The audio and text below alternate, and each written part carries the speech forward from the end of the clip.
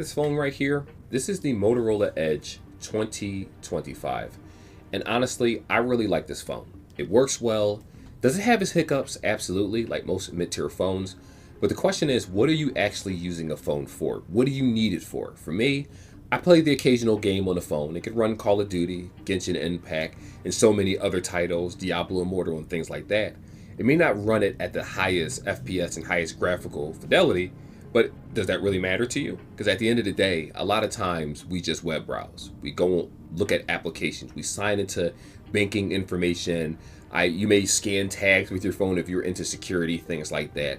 And most importantly, it has a very good battery life, and it has 68-watt fast charging, 15-watt wireless charging. It does have vegan leather on the back also, but it's not bad. Now the cameras, no, they're not going to beat out a high-end phone, but if you have decent lighting inside of your home or even outside, you can still take amazing photos. As a matter of fact, a lot of the videos on my primary channel here actually are taken with the Motorola Edge 2025. As a matter of fact, every phone that I've used, whether it's the S24 FE, the S23 FE, the Motorola Edge 2024, the Motorola Edge 2025, the Moto Razr Flip. I've reviewed a bunch of different phones on this channel. I always use the camera for these phones in order to do the videos. It may not be the greatest graphic fidelity in the world, but I want to show you guys that I am true to the products that I actually promote, because at the end of the day, I'm not making $1 for these videos unless they go over 1,000 you guys watch them. Personally, I don't have sponsorships in that way. Sure, companies may send me some products in order to test it out, but that's just marketing for them. I don't lie to you about products. I try not to. Sometimes I get information wrong, but we're all humans, you know what I mean? So let's kind of break some things down in this particular video, and I'm going to try to compress the information. So battery life. I actually forgot the size of the battery. I think this one might be 5,500, or I know it's over 5,000, I believe. I think 5,500, but let me just say 5,000 just to be safe. As a matter of fact, give me a second. Let me look at the battery size of this while I'm talking to you guys, because I really want to get it correct. So Moto Edge 2025 battery mAh. I want to say 5,500. I could be wrong about that. 5,200. There we go. So it's a 5,200 mAh battery.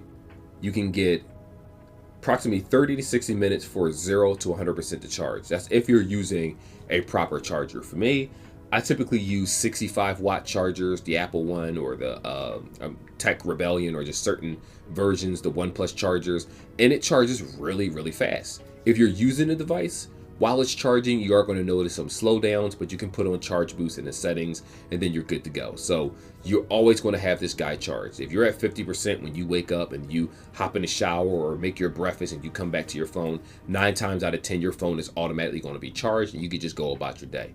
You have the modal stuff like shaking your phone like this, turn, I forget what they're called, modal functions. You can hold the volume button if you're using a music player or something to change the songs that go back and forth. You have Dolby Digital or Dolby Atmos built into the phone to enhance your music quality. And it just has a bunch of features that work well. On top of that, the screen is super, super sharp. It is 120 hertz on this model. Last year's model, the Edge 2024, was 144 hertz. But either way, it's smooth. It looks good. The screen brightness is very, very bright for a phone in this category. And I don't really have anything negative to say outside of probably the camera performance. I do notice that it does lag a little bit when you're going in and out of the camera from time to time. But if you download another camera like Timestamp Camera, I had a better experience anyway. So to each their own. You don't have to spend $14 million for a phone just to get, like what are you doing it? Go on Instagram? You use YouCut? I do. You use Canva? I use it on the phone also. Like what do you need it for? Like what do you need a high-end phone for? Honestly, I think that too many people are so stuck buying $1,000, $900, $600, $700 phones that they don't realize that just going to a prepaid device in a prepaid market, it's cheaper for the insurance. The deductible is cheaper. The bills are cheaper.